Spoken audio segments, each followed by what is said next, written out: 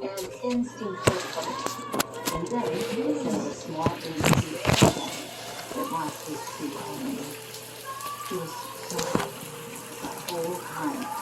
He was setting him up as a fall under the phone call on the forgery.